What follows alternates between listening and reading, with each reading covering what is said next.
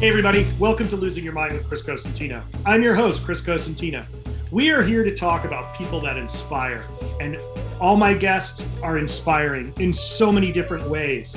And I'm really looking forward to digging deep into how they got to where they are, to the top of their game, how hard they've worked, how much they've given up, and how they're giving back. So without further ado, here's our next guest. Hey everybody, welcome to the newest episode of Losing Your Mind with Chris Cosentino. I am here with Michael Schwartz, my troublesome partner in crime when I visit Miami. Michael, it is a pleasure to have you as always, to be able to catch up. What's going on? Thank you, sir. Thank you, sir. You know, living the life here in sunny South Florida. You know, as you know, it's an interesting state.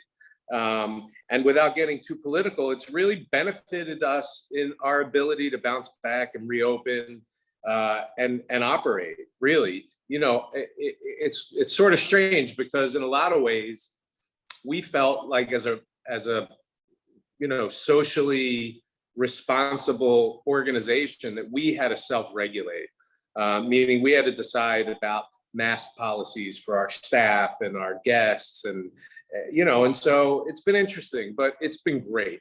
And you know, I love Florida.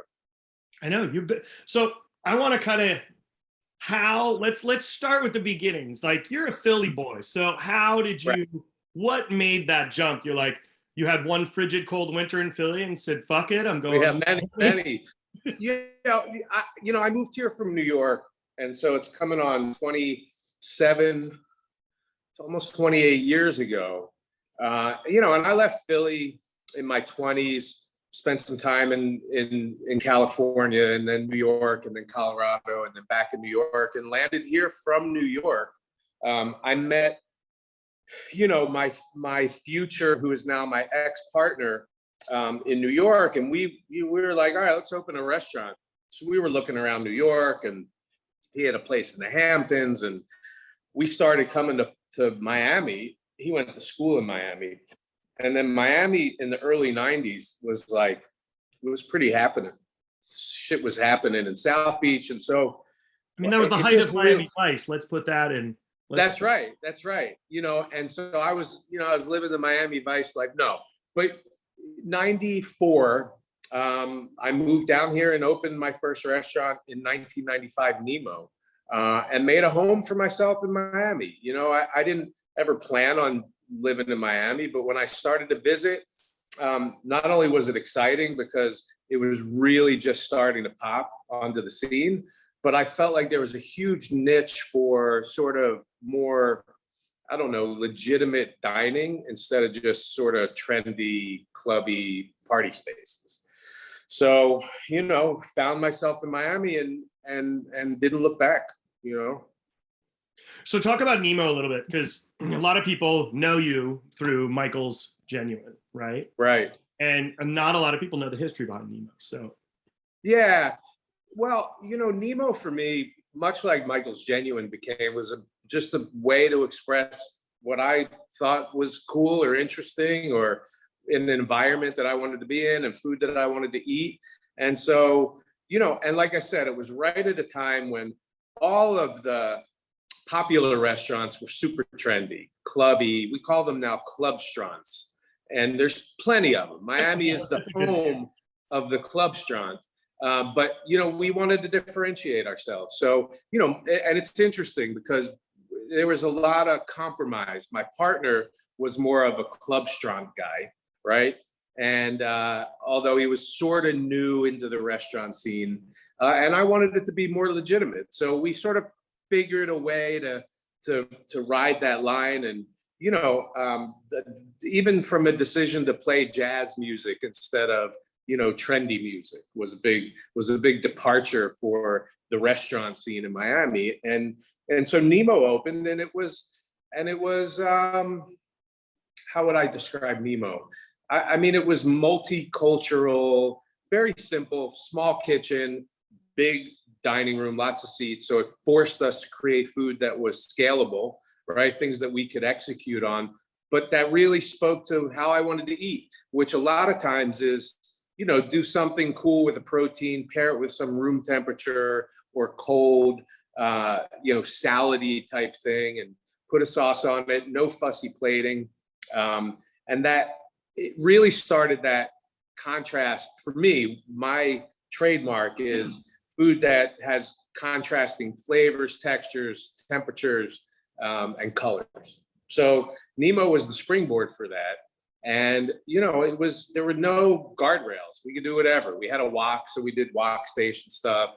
We touched on some French and Italian, made pasta. It was a little bit of everything. So right now you're in the midst, and you and I have talked about this, and I've been kind of watching, and we talked about it prior to it starting, but you're right now in the midst of a complete reno of Michael's Genuine. And I mean, that's really, I can't go to Miami without having a meal at Michael's Genuine. I do not feel like I'm in Miami if I don't come and see you. And that's the catalyst for me. Like, if I'm going to Miami, it's like, okay, if I could see Michael, I'm going. If I can't see Michael, I don't want to go. And I know it sounds shitty to say that to a lot of other folks. Nah, it's great. I love you for that. It's always fun. And you're the interesting thing. So I'll tell you. So Michael's Genuine will be 15 in March, and it was tired. The restaurant itself physically needed a redo, and so it turned into pretty much a massive renovation. We took over a little bit more square footage. We extended the dining room. We made the kitchen bigger, and it's been interesting not being open. Personally, as a consumer of Michael's Genuine, I miss it. I miss going there. I miss the vibe. I miss the food. I miss the hang. And that's what we hear from a lot of people. It will be when we get open, God willing, by the end of November, it'll be 4 months closed. And people, it's sort of like people had to change the way they behaved in terms of dining, particularly the regulars. And we have regulars that come 3 or 4 or 5 times a year. But it was interesting to hear you say that, because it really, to a lot of people, it's their go-to restaurant. But I would never say that it's a quintessential Miami restaurant. In fact, that's what made it appealing to most people that moved here from somewhere else. Like, we would always hear, oh, it feels like New York, it feels like Chicago, it feels like San Francisco, it feels like anywhere but Miami. And in the beginning, we really didn't celebrate sort of Miami. We never dabbled in the Floridian sort of Norman Van Aken. The Mango Gang. I didn't really, it took me a long time to embrace really essentially what makes Miami what it is, and that diversity and tropical fruits and different ways to think about food. So, so it's interesting when I hear people say it's it's my go-to Miami spot, when it's not really like it's compared to Amara for me, which is the quintessential Miami restaurants, where you go, you're on the water, there's palm trees, you're sipping a drink out of a coconut. That sounds like Miami to me. Genuine's more of like I would say a urban restaurant. And so we're excited, man. It's been a really interesting process. And so I'll say, thankfully, we were in a good position to do the renovation, which was supposed to happen last year, and then the pandemic happened, but B, to do it in a way that I think will give us a huge advantage in reopening. And what I mean by that is we were able to retain our entire staff, right? So everyone knows that there's a huge shortage of workforce right now. So we didn't want to let any of our staff go. A lot of them have been there 5, 6, 7, 8, 10 years in fear of not being able to get them back. So we were able to retain them all, deploy them in other restaurants, our restaurants that are short-staffed anyway, but simultaneously be able to create focus groups and breakout sessions and really deep development into new menu items, new SOPs, uniforms, service standards, beverage program, wine list, wares, what you touch, what you see, what you feel, what you smell. So it's been a fun process. And I feel like, I've opened a lot of restaurants, so have you. I can't say that I've ever opened one with a veteran team that understands the culture and the mission and just the clientele and each other. So it's been fun. We have sessions here at my house, culinary. We get around the table, we taste food, we talk about the philosophy of what we want Michael's Genuine 2.0 to be. So, but if you would have asked me 18 months ago, what's the future of Michael's Genuine or any of our restaurants, I'd be like, shit, I don't know. Probably no future. So to go from that to being able to do this massive renovation, which is costing us, a small fortune, probably triple what it cost to build the restaurant 15 years ago, and reopen. It's exciting. So I'm super pumped up about it. So Michael's, you started with Nemo, then came Michael's Genuine, and now you've really deviled in or like jumped into different areas, right? And I think that's what's really fun. And I think there's a lot of young culinarians out there who have these aspirations of having multiple restaurants, of doing all these different things. And I keep trying to inform and tell them that like it just doesn't happen overnight, right? Yeah. This is there's no pill. You can't just take a pill. Can't take the magic pill. You're not in the Matrix. You just don't take the pill and you all of a sudden have all these restaurants and all this knowledge. And I think, like you said, you mentioned Amara, with success comes failure, right? Oh, plenty of failure. I could talk a whole hour on that, but I will say, you're like me. You're not as old as me, but you're an old soul. Pretty close. You've been around close for a while. Really close. I don't know. But I would say that when we were coming up, like cooking wasn't a glamorous profession. We did it because we loved it and we were passionate about it. Then the whole TV era came, right? And then there was a new reason for young people to be interested in that business. But I never, like, when I opened Michael's Genuine 15 years ago, it wasn't like I'm opening a brand. I'm creating a brand and I'm going to do a bunch of offshoots of it. And I'm going to license my name and do other restaurants, none of that. And so, and I think that played into my favor, right? Because sort of if you take your eye off of the prize, what's right in front of you, and start thinking about the next thing before you even have this one dialed in or open or running profitably or where you want it to be, and you're already thinking about the next restaurant, right? Or the next deal, or then that's when I think you get into trouble. So I would say, to young people that want to get into this business, like, do the work, put the work in, go work in a restaurant, work every station, work every position, and then tell me, come back in a year and say, yeah, I still want to do this, and people, you probably get this all the time. People want to pick my brain, right? People that either are in the business that want to be more successful, or people that aren't in the business that want to change professions. And to me, it's pretty apparent. Like when someone's engaged and ready to do the work, those are the people that are going to be successful, as opposed to the people that just think that it's what they want to do without really knowing. And, it's a shit business, hard business, easier ways to make money. The buzzword now is work-life balance. Sure. How's that going for anyone that's successful in this business? So, if you can clear the pathway and put the work in and laser focus on one thing, your career, your profession, your craft, then you'll be successful. And if you're worried about work-life balance, then go be a banker. It's pretty interesting, because that is the buzz life right now, right? That's the buzzword, like life, work, balance. I think about, our, growing up in this industry, and it was like, you want Christmas Eve off? Yeah, don't come back. What? What? Exactly. I need maternity leave, for my wife. I need 2 weeks. Look, and I laugh about it. We can laugh about it. And I get it. Like that's important that it happens, but it's also, part of it is that we never had that. We never understood it. And we want to find a compromise in between to make everybody happy. Well, look, it's easy to look back and say, this is how I did it, and I would do it that way again.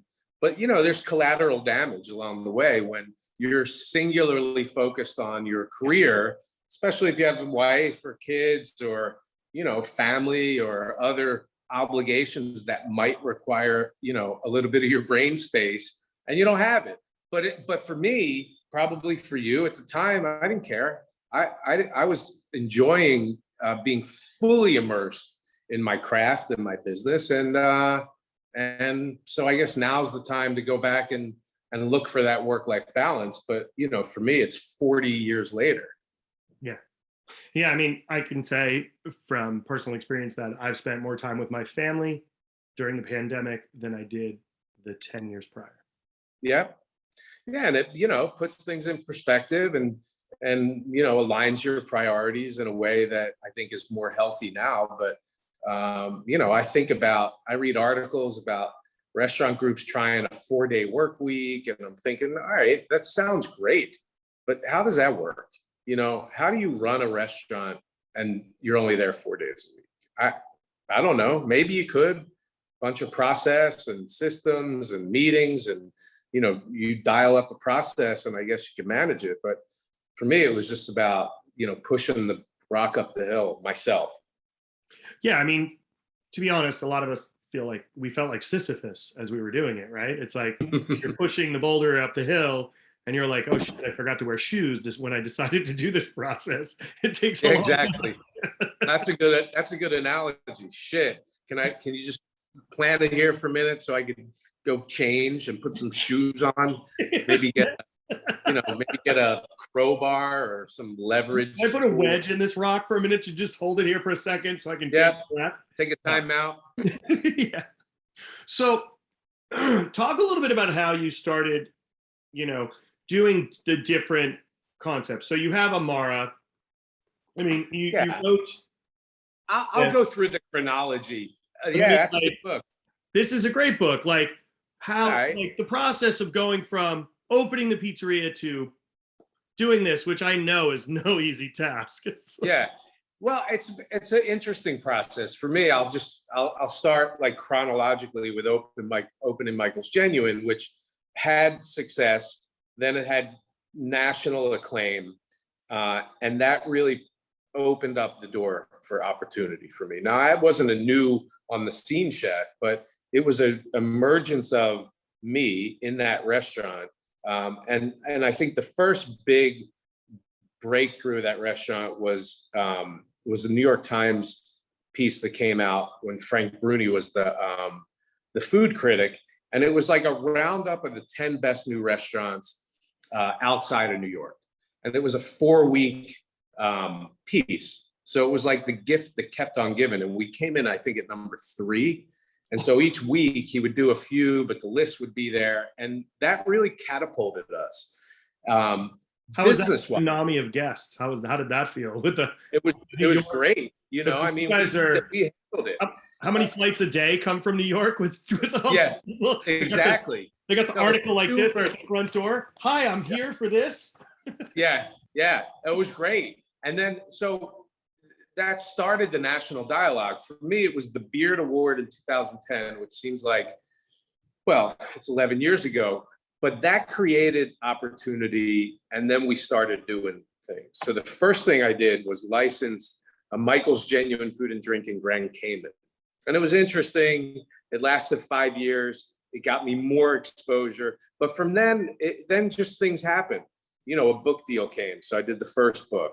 And then other opportunities. We opened the first Harry's, I think, I'm going to say 10 years ago.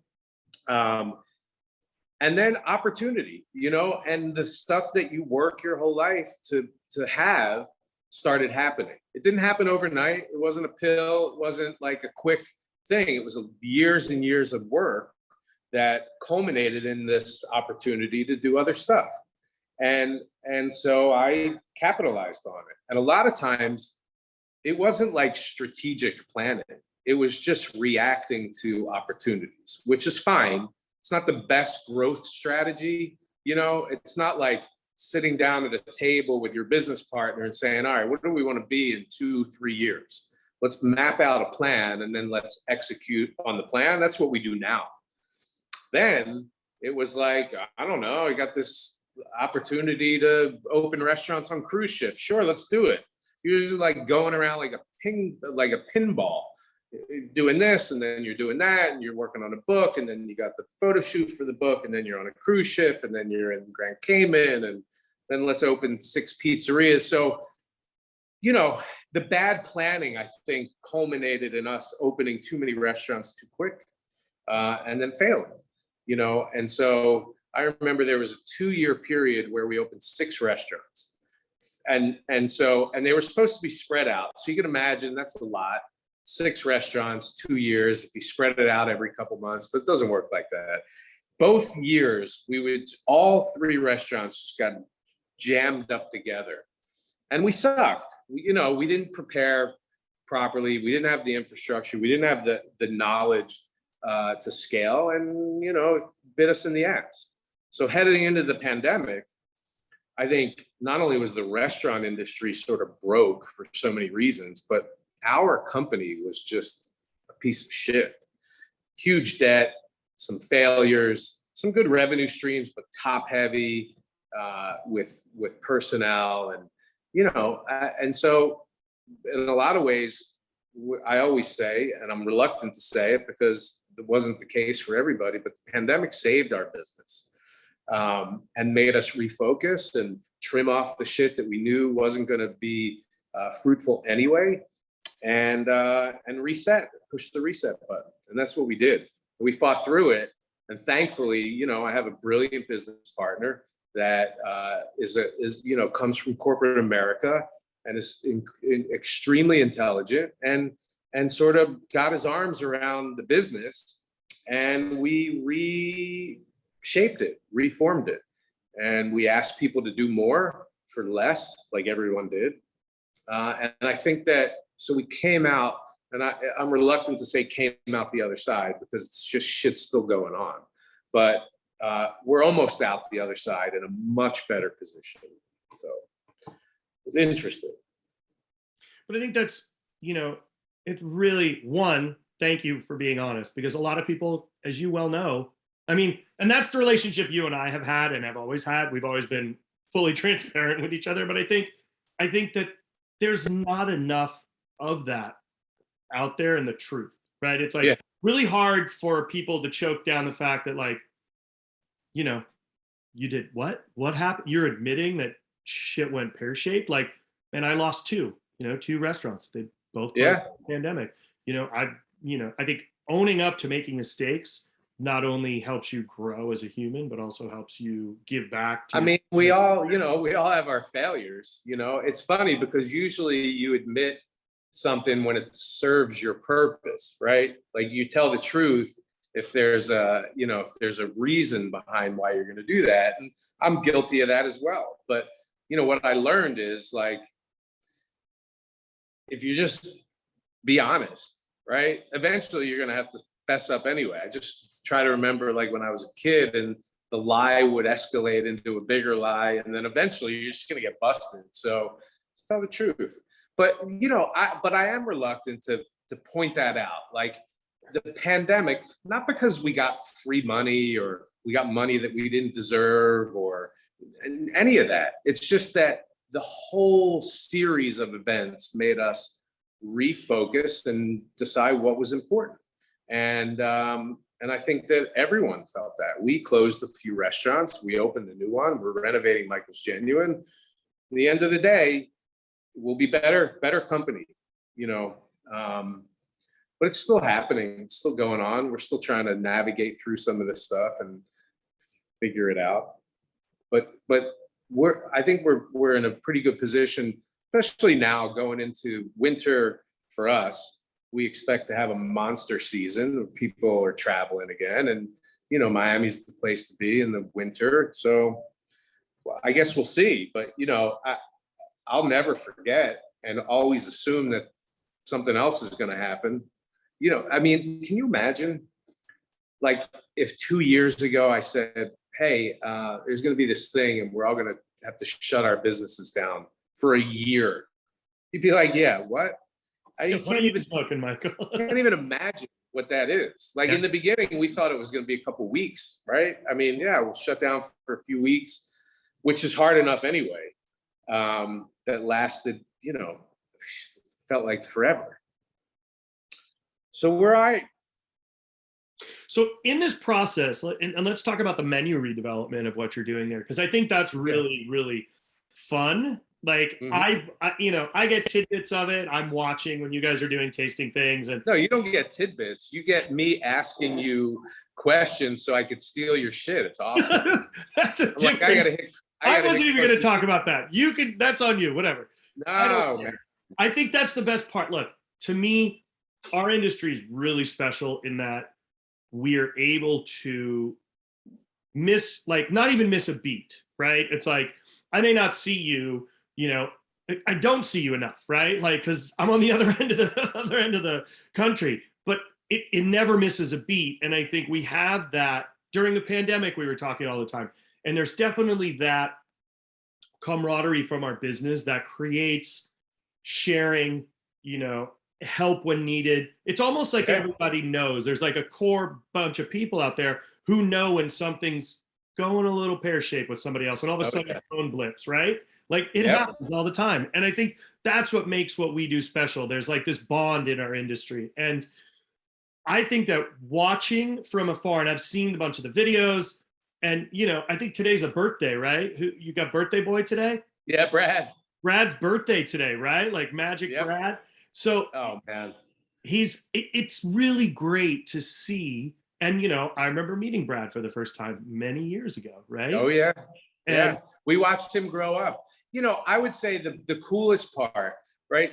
There's a lot to unpack, and I just interrupted you because I want to get it out before I forget what the fuck I'm going to say. But and I just did. I just totally forgot what I was going to say. That was it right there. You just coughed it out. It came out. Yeah. So I would say the silver lining, of which there are many with the pandemic, is that it definitely brought the restaurant community together, right?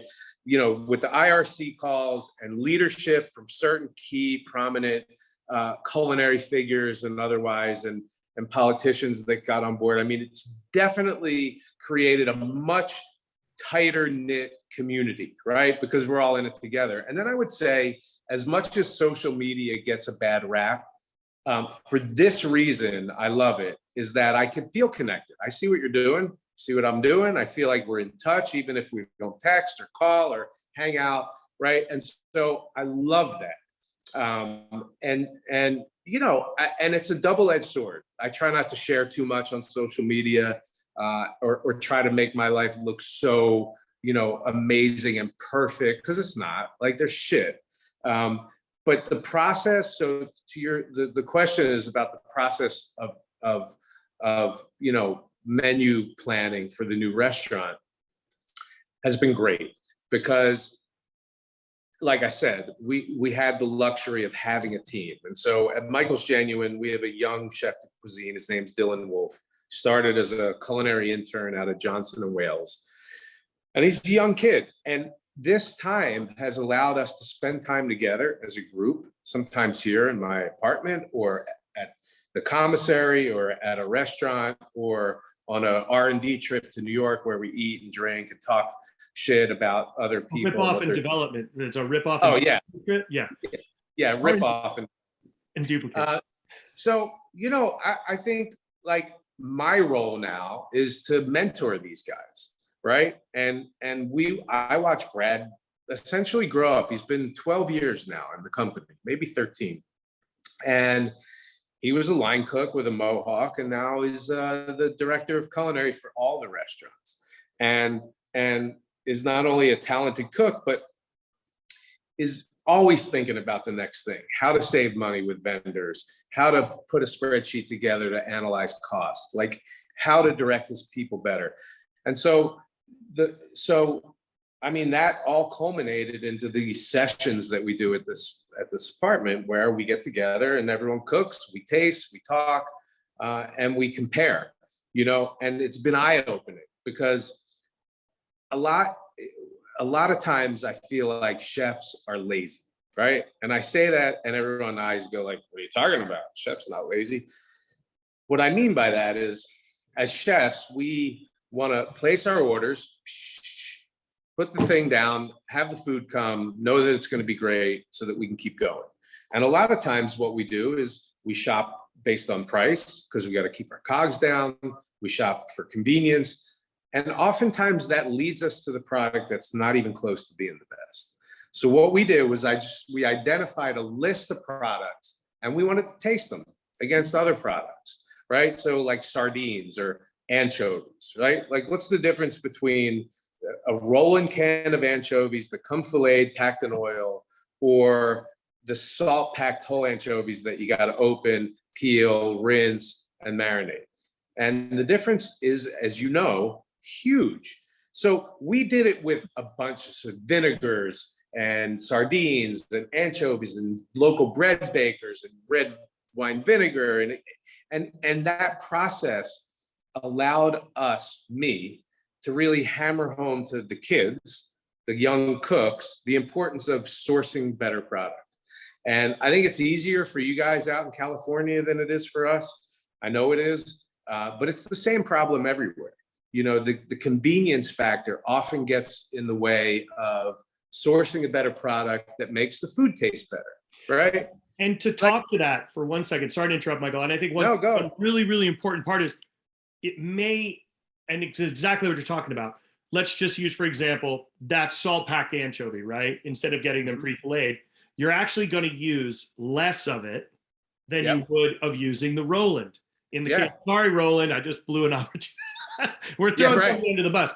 But it's not about the maker of the product, it's about the quality. And you find that you end up using less of the ingredient, which equals out to be the same cost, whether it's the vinegar, whether it's the product. And then you have byproducts that you can then turn into money, which is the salt, which you can then dry and season meat, which is adding umami. So let me write that down. The bones, got to use the bones. You know, I'm going to hit you up, make our own. I think that really is what people forget. They look at the instant cost on your P&L statement or your recipe costing when you're gram costing it out, and they don't realize that you're using less of that ingredient. Well, also to stay on the anchovy thing is like the whole process of cleaning the anchovies and rinsing them and repacking them in better olive oil. To me, that's a time where you're reflecting on the anchovy. And I know that might sound stupid to some people, but for me, that therapy, that act of cleaning those anchovies and standing there, right? Not that I'm going to do it because some prep guy's going to do it, but we're going to get them in, and someone's going to think about the freaking anchovies while they have to peel them and rinse them and repack them back in salt. And so, yeah, you use less. I always say, like, the secret to good food is good food. So if you buy a good product and you don't fuck it up and you don't overcomplicate it, you're good. So why not spend the time sourcing better product that makes better food, it makes your job easier, it makes you look better, and it's a no-brainer. But it's not a no-brainer to young cooks and chefs that don't understand that. So hey, I got this from a reputable vendor. Well, it sucks. See if they have a better one. Like, can't just say, all right, I need a whatever and expect it to be the best quality. So, well, that's the thing. I mean, I recall when we were there, when I was there last, you guys were doing a beef tasting, and you had, if I remember correctly, you had like 8 different purveyors of one particular steak laid out. And I think it was in New York. It was actually a really fun thing because Brad's like, get in here. I want you. Let's try this. Hey, but sometimes what we learn too is sometimes the most expensive one's not the best one. Yeah. And that's a win-win, right? Find the product that Cisco sells that is better than the most expensive one. And we know when to use that stuff, when it's important, when it's not important. So that's been like a fun process for me. And I think that it's been able to help me get the message through to the whole team, not just the cooks or the chefs, but the managers and the servers. So we're doing a bunch of educational seminars leading up to opening with farmers like Ron Joyce, who raises the Poulet Rouge birds, or Island Creek guy's going to come down and talk about how they harvest, and grow oysters. And growing your own oyster? What's that? Are you going to make your own? Are you going to develop your own oyster? No, I'm going to use Paul's oyster. Paul Cons, he's got one. Yeah, it's like some little tumblekin or something. Oh, so I mean, I might. I love those guys up in Island Creek. We were up there. Incredible product. Yeah, and that's, back in my old neck of the woods of New England, making great products. Yeah, doing it right. Yeah. So right now, in this process of development, you guys, you take a look at a menu, and then are you like, okay, let's relay out the whole thing. What are we putting here? What are we going to put there? Yeah. How do you do? Huh? How do you do that? I take a menu that I existingly have. I probably have one in there, and I just write all over it. Right. Yeah, old like, school. It has to start for me with that. Like, I have to have a physical piece of paper, and I know that people that I work with hate that, because if I don't have a physical piece of paper, I want to mark that shit up with pen, give it to somebody to format. It's interesting because in developing the new menu, we wanted to include a bunch of the classic dishes from Michael's Genuine. And over the years, the menu has changed so many times. A lot of those fell off, and then sometimes they come back. But we wanted to create new stuff too. And then the problem that you always face is that then the menu becomes too big, right? And which it is right now. But when we opened, I had this idea about how I wanted the menu to be formatted based on how I wanted people to eat. And I always love eating family style, but I hate when restaurants tell you that's how you're going to eat, right? Even though I want to eat that way anyway. I just don't want to be told what to do. Order 3 to 5 dishes. It'll come out as red, blah, blah, blah, right? So we created a menu categorized, we did a bunch of snacks, which I think are important for people when they come. They're settling in, they're getting cocktails. And then there was small, medium, large, extra large, and sides. And those categories meant there was more variety in different portions that you could sort of graze through the menu and share. Or if you just wanted your own shit, you could order a small and a large, and that's an appetizer and an entree, and don't touch my shit. But so during the renovation, we've been thinking a lot about menu engineering, and this is a big business, right? People analyze your menu, tell you where to put shit that would make things sell, higher margin items, lower margin items, and dogs, and they categorize all this stuff. So we engaged a company that's going to take our menu template and make suggestions based on the history, what we want to do, and what we want to accomplish. And it has been an interesting process. We don't know what the results are yet. Our fallback format is our old format, right? But I'm interested to see what a company that analyzes this stuff, right, is going to come back with. And it could be a piece of shit, but who knows? But for us, like, we print the menu every day. And so the menu's got to be paper that will fit in our printer and a size that's not too big. And so the things that we learned over the years, I think, are important to us, but they might just say, here, we just totally turned your shit upside down, try this. I don't know if we're going to try it or not, but the process has been fun. And then the content, the content's got to check all the boxes. So station allocation based on your kitchen configuration, right? You can't overload one station. You got to have enough cold stuff to complement hot stuff, and proteins to complement fish and vegetables. And it's a whole freaking matrix, right? And that's been fun because we're leading into more vegetables, getting back to some more porky things, which I think we got away from over the years, and just having fun. We're at the point right now where we're taking the menu, which we think is the dinner menu, which we think is pretty close to being finalized, and now plugging it into the kitchen stations to see if it'll work. And then you still don't know if it's going to work because you don't know what the heavy hitting, heavy moving items are going to be. So it's a constant tweak. But I'll send you the menu. I'm proud of it. It's got a lot of the old shit. It's got some cool new stuff. We'll see. So when you look at this redevelopment of the menu and stuff, and did you speak to your guests and ask them what they missed most? Did you have that input? Yeah, we did some of that stuff. We did it before we closed, and we're constantly getting feedback from, obviously, from guests, but including the servers into that. So we brought, for this menu engineering exercise, we brought in servers into the conversation to see how, you know, how their guests felt navigating through the menu, which is sometimes hard. Like, our menu's big, especially the dinner menu. And the consensus was that when you got halfway through it, you got menu fatigue, right? And that's why the larges and extra larges lagged in sales, right?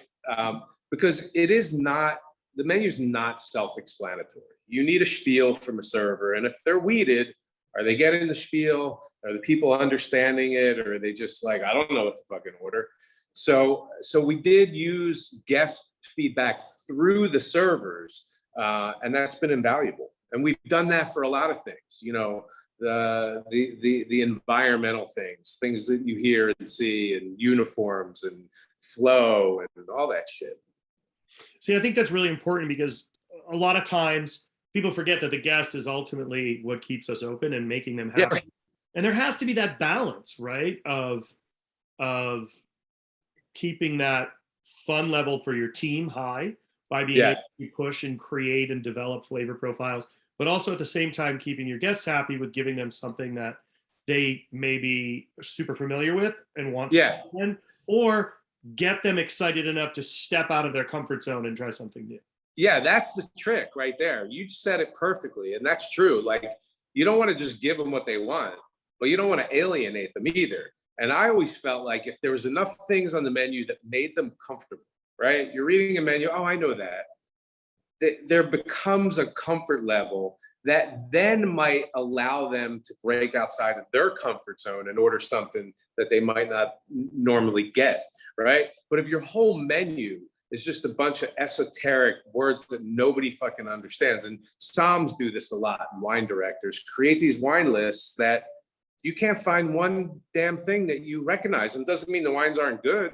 It just means that if I don't have a Psalm next to me, and some people aren't even comfortable with that, like, then I don't know what to drink. And if I ask the waiter and he doesn't know, then I'm just going to get a glass of wine and call it a day. So menu, you know, the menu engineering conversation, I think, is fascinating. And it's not a science for me, but I do know that I know more than most people will ever know about this stuff intuitively, just because I've been doing it for a long time. So it was interesting, like, when we engaged this company, we all got on a call, and they're like, all right, well, tell us about the history of your menu. And it was interesting even to me. I started talking about it, and it was super informative for everyone on the call, not just people that we engaged to do this exercise. So that's the other thing. Like, we institutionally have all this knowledge that we just assume everyone knows and understands, and they don't. And when they do, it makes them better at their job, or it makes them better guests. It's sort of like when you get to meet a winemaker, then you know why you like that wine better. Or someone like Skip from Island Creek who raises, you know, the oysters, and you learn about it, and you're like, oh, okay, I don't mind paying $4 for an oyster. Yeah. I think part of the process, which I think is really interesting, is putting your ego aside. And I think that's been a really hard thing for a lot for chefs, for the younger, like, step back, put your ego aside, and think about also, how does your guest eat it? Yeah. Well, that's the other thing. For the guests to eat. So, like, for instance, moving forward at all of our restaurants, if I serve a half chicken, I actually debone the drumstick, so it makes a monster thigh. Because I sat there and watched a date try to share a chicken. Yeah. And of course, the date, meaning the dude, was a complete knob and left her the drumstick to try to eat. And I was like, all right, that was a shit move on his part. And two, I realized that's also my fault, because I didn't think about how the guest was eating. And this was something I learned many years ago, that I just make sure we do everywhere, because one, the thigh looks big, and two, there's no waste, and three, it's so much easier for them to eat. Like, and not only the ease of eating, but how the dish eats as a dish. yeah, And so we always, I know you do the same thing, encourage the chefs and the cooks to sit down and eat that dish. That's great. You thought all through that shit. Looks great. Each component tastes great. How's the proportion and how does it eat together? And that is something that people often overlook. And it's a shame because there's great intention, thought, process, skill in the craft.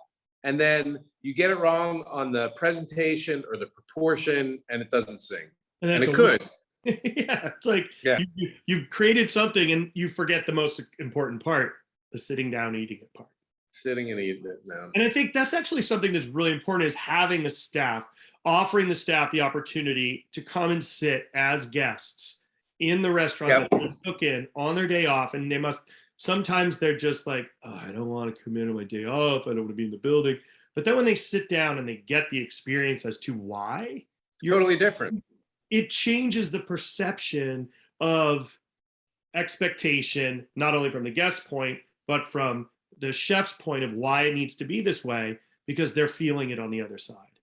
Yeah, we're creating a program. So that's a great point. And we do offer incentives for employees to come and eat, pretty good discount for them and a guest. And we encourage that, and particularly the managers. But what we're doing when we relaunch is we're encouraging people to go to other restaurants and eat. And if they do, and they fill out a survey, we're creating a little survey monkey on the phone.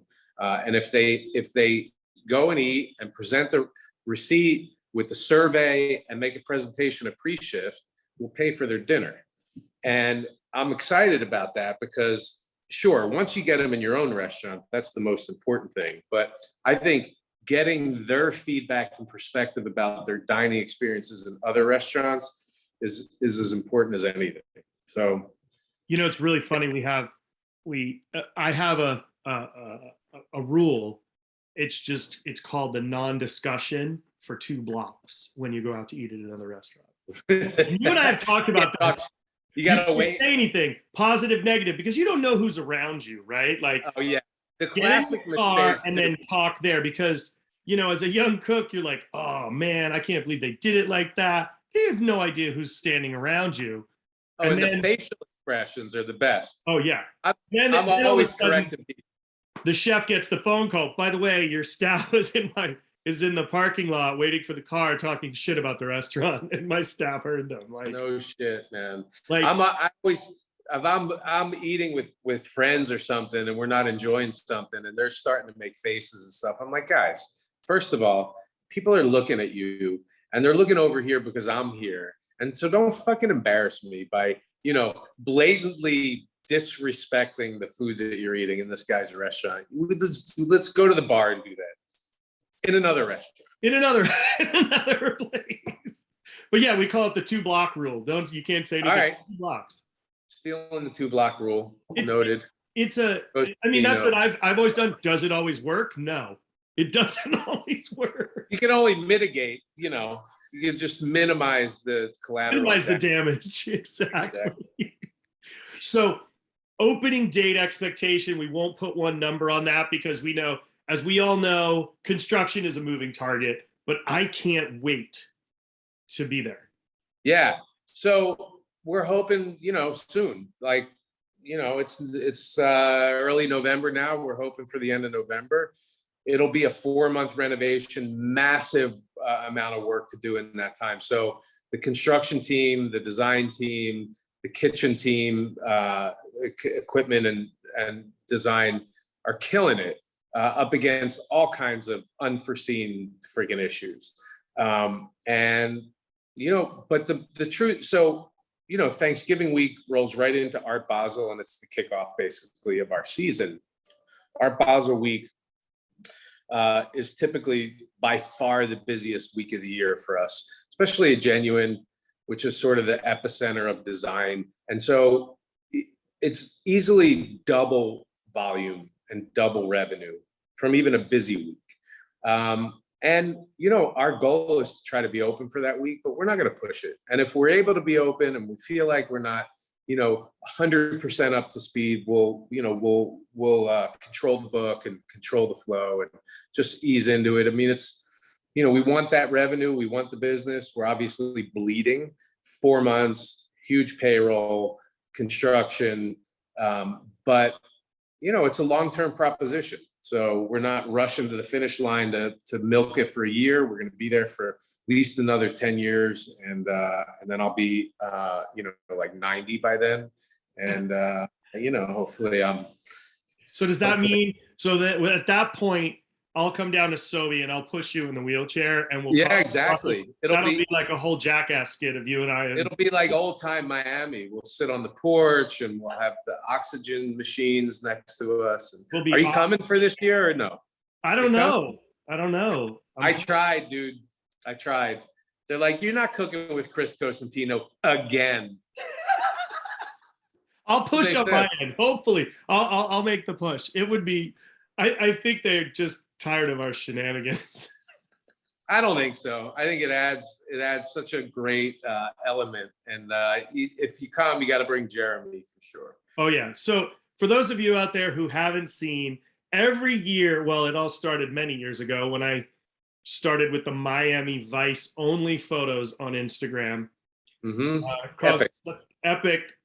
Caused a stir, was told not to come back for a couple of years, then was invited back, thankfully. And Michael and I did a Miami Vice themed dinner, which was hysterical and fun and delicious. Yeah, you even brought me a blazer.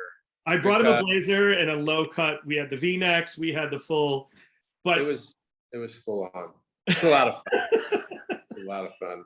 We always have a good time, but yeah, I think with those kind of events, you have to push the envelope and have a lot of fun with it. Like, and we have. Well, you're good at that. You are definitely a disruptive force when it comes to events and menus, and but that's that's what makes you who you are. Okay, so what was that Cubano shop we went to? Because that place was killer. Oh, Sanguich. Oh my God. Calle Ocho, yeah, they do it right, and that's what I'm saying. Like, that guy opened that store. Sure, he's thinking about scaling that right now, but he did it right for many years and just did the work, and it's like the best, sandwich shop, and it's super simple. They make everything, they care, they're there all the time. There was a line out the door, like, literally, like, sign-up sheet. There was a good 25, 30 people waiting outside for how many seats was in there, if they were lucky? Yeah, 20 maybe, I don't know. 20? I mean, that place was killer, super fun. And that's like, I'm always eyes wide open when I get down there, because you always take me to a spot that I would have never thought. Like, well, it's interesting too, because, I don't do that enough. But I know when you're coming, you're going to be like, we're not going to some fucking douchey, like, clubstrant. I want, I want the flavor. So, and I talk to my girlfriend about this all the time. Like, there's a lot of those places that we need to do a better job discovering, supporting, nurturing, and celebrating, because that's the kind of stuff that makes Miami cool, right? And not the clubstrants. No names to be mentioned. But it's interesting now. Like, this is a wave of New York and out of town operators in this town that we haven't seen the likes of maybe ever. Every few years there's a cycle, right? Where, like, out of town operators come, mobilize, open, shit all over everything Miami, and then close. Some of them stay. But this year we're seeing an influx like we've never seen before. And it'll be interesting to see how it shakes out. I think it's fine. It helps Miami, puts a little bit more attention on the national and international spotlight. But it's been interesting, and I won't get into it because I'll get in trouble. We'll talk offline about some of the operators that have popped up. But, when you go to a new city to open a restaurant, I know what you do, because it's what I do. You reach out to the operators there in the community, and you make friends, and you don't say stupid shit, and you don't shit on other restaurants. And some people just didn't get that memo. So it's interesting. Lots of options. That was an lots all points bulletin put out to everybody in the beginning. What happened to that one? Did it get? It's kind of like you would think. that's right next to wash your hands after you use the bathroom. It's open restaurant in Newtown. Become part of the community. No. Yeah, be humble. Be humble. I mean, it should be part of the golden rule anyway. It's how we live our lives and it's how we do business. But not everyone does business that way. So we'll see. Interesting. Not going to take you to those places. Let's go to the fun places. All right, you want to play the game? It's fast. What is it? No wrong answers. You didn't tell me the game. Oh, it's a fun game. Don't worry about it. Okay. You're nervous though. See, that's how you could tell Michael knows me. He's like, "What's the game?" I know what the fucking game is. Let's play the game. All right, ready? Yes. Red or white wine? White. Coffee or tea? Coffee. Okay, for you, it's different. If I say coffee to everybody else, is it a drip or is it a cappuccino? But for you, you have an option down there that's totally unique. So no, for me, it's espresso, not Cuban, no sugar. Don't fucking put shit in my coffee. Coffee, espresso. In fact, to me, like drip coffee, usually I don't. If it's like I won't even drink it. It's espresso. Okay.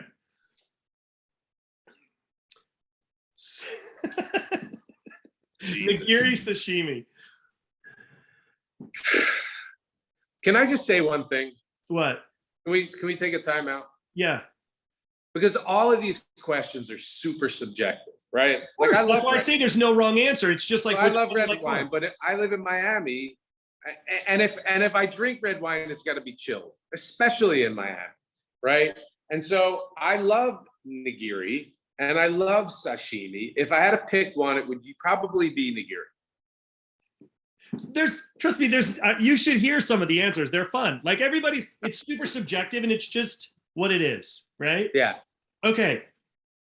Cubano Philly cheesesteak. Philly cheesesteak, man.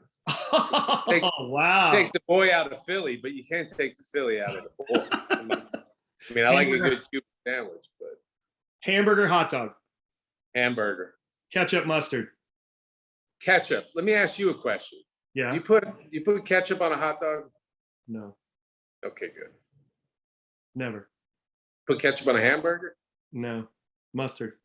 Interesting. I'm a mustard guy. I actually griddle the mustard on the burger sometimes when I do flat. Yeah, that doesn't count. That's like a sauce. But like I always use Dijon or whole grain, or I mix them both. All right. Same thing on encased meats, hot dogs, sausages, everything gets mustard, no ketchup. Oh, I got to tell you, I've been thinking about you too. I started a little charcuterie program in my apartment, and I've been having a blast. I converted a refrigerator, and I've been turning out some pretty good stuff, man. Oh, that's awesome. Yeah. I can't wait to see that. Yeah. It's a science. Are you going to serve some at Michael's at the new Genuine? Yeah, we'll use it there, but and maybe we'll do a program there, but it's so jumping through hoops with HACCP and all that bullshit. But if I make it at home, it's fine. But my girlfriend doesn't eat pork, and so she's like, it's like a friggin' when I'm in production, and I'm fermenting the shit before it goes in the cabinet, and she's like, "Get me out of here, man." Very porky around here right now. I got some sausage. I got some salamis up there in the loft that are fermenting, right? So I stuffed them yesterday, and I put them under a little tent with a humidifier for like 36 hours to inoculate them before they go in the cabinet. Yeah. Yeah, it's a little, it's a little gamey in here. Smelling like a locker room at a football stadium. Right? That was awesome. I mean, I love it. She's revolted by it, but. Well, that leads into the next one, beef or pork. So I think we know that answer. Yeah. I mean, I'm not eating as much pork because she doesn't fucking eat it. It's pissing me off. So beef. Beef. Okay, so then see, I love that. You're there was the compromise for the day. Yeah. Ice cream, sorbet. Ice cream. Chocolate, fruit. Vanilla. What? No, chocolate or fruit. Meaning, like, do you like chocolate or fruit? Oh, that's a tough one, man. I'll say fruit. It's been a lot more fruit than chocolate. I've been surprised. I mean, chocolate's too pigeonholed. Fruit's like, come on, there's a whole world. Yeah. Like, you want one thing or do you want a world of things? I like a world of things. I mean, why not, right? It's like giving a painter two, like black and white, and then giving them all the primaries and everything just That's right. They're like, whoa. Whoa, where'd this all come from? All right. Yeah, noodles or pasta? I mean, isn't the noodle pasta? Sort of, but meaning like ramen. Noodles. No, I get you. I get you. I'm just fucking. You're just pushing buttons. I got that the other day too. No, noodles for me means more interesting flavors, right? Same like the chocolate and fruit thing. Like pasta would be a little bit pigeonholing, where noodles is like the world. Dumplings, ravioli. Dumplings. Burrito, taco. Taco. I like, it's tough. Like if I'm really hungry, I prefer a burrito. But if I want, just give me 6 tacos. But then exactly. But then like if I'm like totally in the mood, but it's like for me, it's like a burrito I can take with me and go. Like if I need to go somewhere. But like if I want to go for the gusto, you can do the gamut of tacos. Like that's my favorite. Go to the truck and be like, Ucho, tripa, lengua, and 2 of each. What? Well, you're surrounded there. You're lucky. You probably feel like there's not a lot to be lucky about in San Francisco, but the Mexican food is one thing that you can. Oh man, it's so good here. Doesn't exist here. Crab or lobster? I mean, crab. Stone crab season just started, and I got to tell you, like, so we have a guy. This gets back to like, a stone crab's not a stone crab. We have a guy that we get our crabs from that gets the best crabs. Now they're all out of the same freaking ocean, right? But he pulls the traps, cooks them, brings them the same thing. And I was at Amara last night and I got crabs and they're like, oh, it'll be a minute. The delivery's just coming. I'm like, yes. Because I know that. And so it was the best. They were the best crabs that I've ever had. And I've been eating stone crabs the whole time I've been here. And stone crabs are pretty awesome. But it's funny because like I could say to a guest last night, hey, the stone crabs are incredible. He just brought them. But you can get fish from a fish vendor that just brought it. It doesn't mean it's not sitting in his fucking cooler for a week before you get it. But when this guy brings the crabs, I know that he just cooked them. So I'm gonna go crab because I just ate the best stone crab I ever had. You, crab or lobster? It's tough. I live now in Dungeness crab land, but growing up helping lobster, working, I was officially known as the master baiter. That kind of ruined all my opportunities for getting dates. When my fishing captain introduced me to the staff at the But you're on the fence though. You might be leaning lobster. I feel. It's tough, because I think lobster has its place. I love the tamale. I love pulling meat from the head. But then you have brown meat that is in Dungeness crab too. So I love them both, but I definitely think there's more versatility and fun with Dungeness crab because it can be used in so many different ways. Right. I think lobster, but there's all kinds of crab. The blue crab and stone crab and the Dungeness and the Jonah. And for me, lobsters, it's like Maine lobster or spiny lobsters, and spiny lobsters don't even fucking count. Have you had spider crab yet? No. So they're now people are starting to go for spider crab. You need a ball peen hammer to crack the shell. And then I forgot to mention king crab. I mean, come on. Those are the big boys, yeah. But yeah, spider crab's amazing. You might be able to get your hands on those easier than I would out here. Where are they from? They're all over the Northeast. But dude, they are incredible. The legs are long like this. Oh, geez. Dude. I'm looking at a picture right now. If you can get those, Michael, you would have a lot of fun with them. The meat is really cool, really delicious. All right. Well, if I get them, I'm going to have to call you. You're going to have to walk me through it like the tuna collar. They're super delicious. As a kid, we used to be scared of them because we would swim in the water and you'd see them and they'd stand up and you'd No, they're freaking scary, man. They're pretty gnarly looking. They hide really well. They like attach seaweed to the top of their shell so they look like a rock. They're smart enough to attach the seaweed to them. It's pretty cool. So, Michael, if people want to see what's going on, pay attention to what you're doing, why don't you shout out the website and then I'm going to link it at the end.